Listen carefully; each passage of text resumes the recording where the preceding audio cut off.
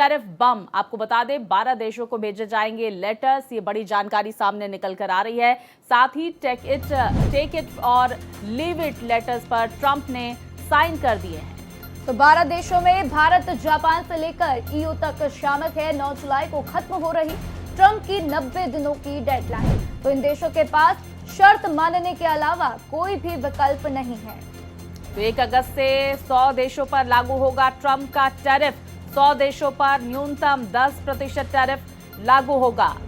ये बड़ी जानकारी सामने निकल कर आ रही है। लगातार टैरिफ को लेकर अमेरिकी राष्ट्रपति ट्रंप की तरफ से नई घोषणाएं जहां होती रही है, यही बड़ी जानकारी इस वक्त की सामने निकल कर आ रही है कि ट्रंप की तरफ से टेक इट और लीव इट लेटर पर ट्रंप की तरफ से साइन किया गया है। इस तरह की खबरें आ रही हैं अमेरिका से। और अब क्या कदम होता है 9 जुलाई से ये टैरिफ जब लागू होगा, ये भी देखना महत्वपूर्ण होगा।